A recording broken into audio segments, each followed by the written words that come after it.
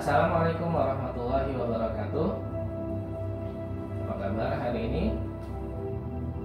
Pada pertemuan kali ini kita akan melanjutkan pelajaran pendidikan agama Islam kelas 8, yaitu tentang iman kepada kitab-kitab Allah.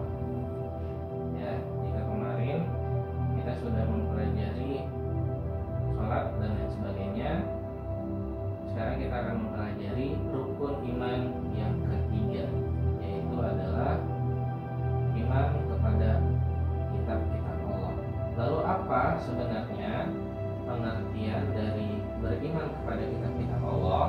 Yaitu adalah meyakini dengan sepenuhnya bahwa Allah telah menurunkan kitab-kitabnya yang merupakan wahyu dari Allah Subhanahu wa Ta'ala kepada para nabi dan rasul untuk disampaikan kepada umat manusia dan berfungsi sebagai pedoman hidup manusia.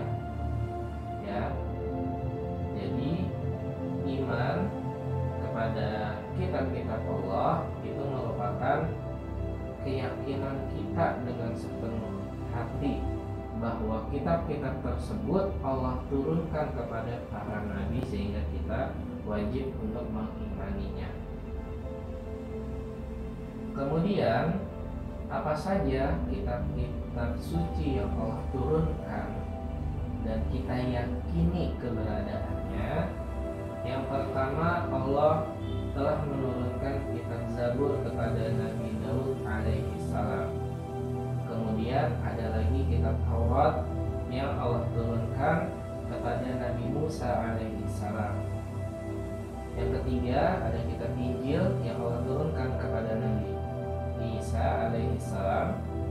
Dan sebagai penutup penyempurna dari kitab-kitab sebelumnya, Allah wahyukan, Allah turunkan kitab suci Al-Quran kepada Rasulullah Nabi Muhammad Sallallahu Alaihi Wasallam. Di luar keempat dari kitab suci ini ada juga dua suhuf, yaitu dua lembaran yang Allah turunkan kepada Nabi Ibrahim alaihi salam dan juga Nabi Musa alaihi salam. Jadi total ada 4 kitab dan juga 2 suhuf yang masih termasuk ke dalam kitab-kitab suci yang Allah wahyukan, Allah turunkan kepada para nabi dan juga rasulnya. Baik, Al-Quran telah menjelaskan beberapa ayat tentang kitab-kitab suci yang Allah turunkan kepada para nabi dan juga rasulnya ini, yaitu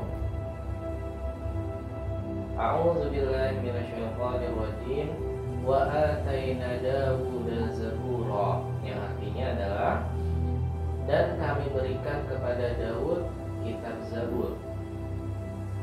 Quran surat An-Nisa ayat 163.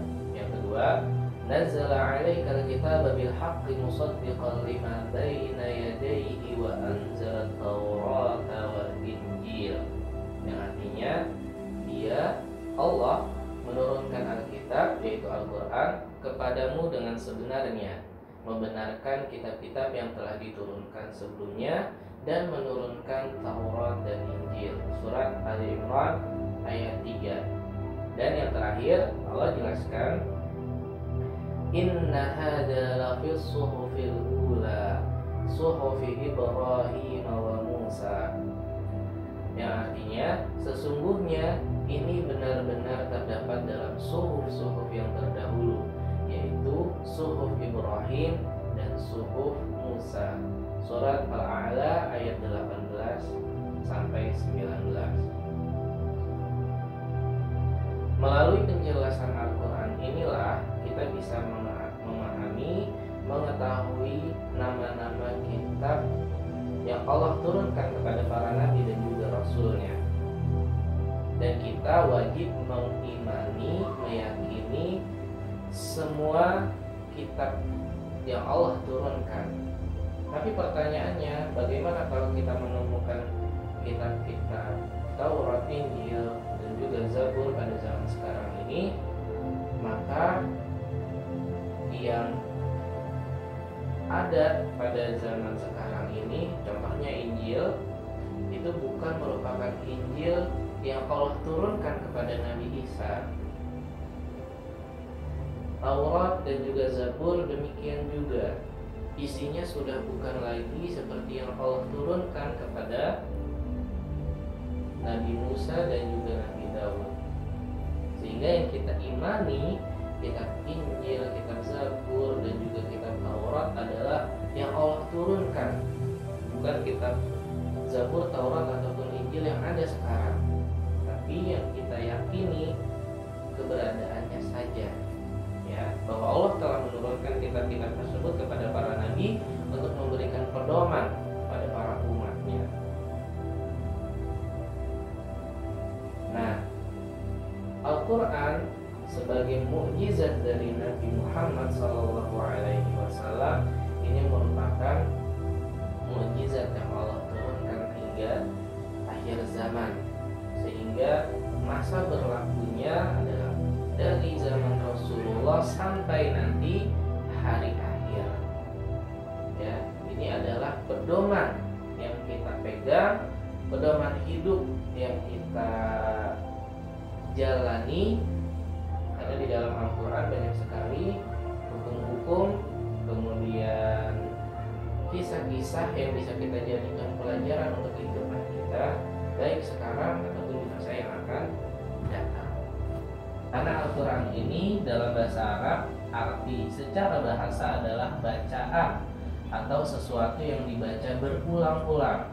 Sedangkan menurut istilahnya, yaitu adalah kalamullah, kalam-kalam Allah yang diturunkan kepada Nabi Muhammad SAW sebagai sebuah mukjizat melalui perantara malaikat Jibril alaihissalam sampai kepada kita sebagai umatnya melalui jalur mutawatir, dan ditulis dalam mushaf yang diawali dengan surat Al-Fatihah dan diakhiri dengan surat An-Nas. Serta ketika kita membacanya, membaca Al-Quran, mengaji Al-Quran, mengkaji Al-Quran, menelaah Al-Quran, itu merupakan bagian dari ibadah.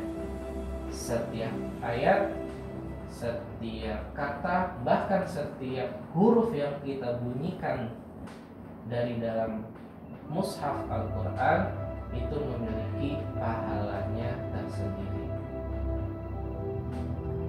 Baik, lalu bagaimana Al-Quran menoleransi kitab-kitab suci sebelumnya? Al-Quran memiliki 3 peranan sebagaimana pengertian tadi, yaitu yang pertama dia adalah sebagai musaddiq, yang artinya adalah membenarkan.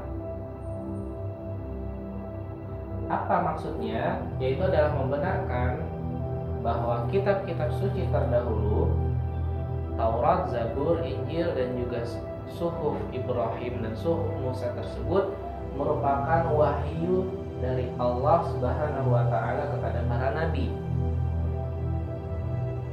Sehingga Al-Quran datang mengabarkan bahwa benar pada zaman dulu, pada zaman sebelumnya, Allah menurunkan wahyu kepada para nabi dalam bentuk kitab Taurat, kitab Zabur, dan juga kitab Injil beserta 2 suhuf. Kemudian Al-Quran berfungsi sebagai al-muhaimin, sebagai muhaimin. Maksudnya apa?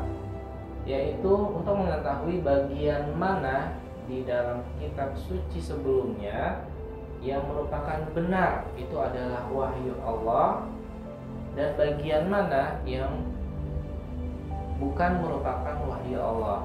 Karena dengan perkembangan zaman, dengan berubahnya zaman dari zaman kenabian dahulu sampai zaman sekarang, banyak sekali perubahan-perubahan yang sudah ditambahkan ke dalam kitab-kitab suci tersebut. Entah itu Zabur, entah itu Taurat, entah itu Injil. Al-Quran dengan fungsi muhaiminnya ini mengabarkan bahwa isi kitab suci ini adalah benar sesuai dengan yang Allah wahyukan kepada para nabi.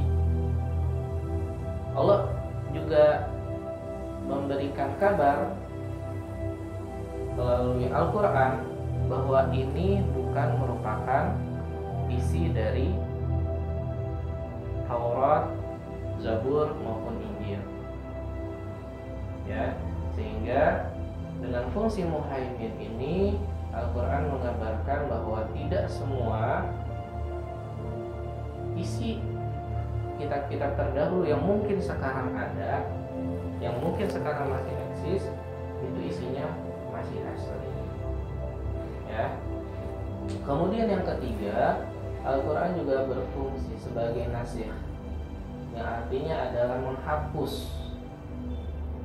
Di dalam kitab-kitab terdahulu itu banyak sekali hukum-hukum syariat yang mengatur tentang kehidupan, baik itu kehidupan bersosial maupun peribadatan yang terdapat di dalam kitab suci tersebut.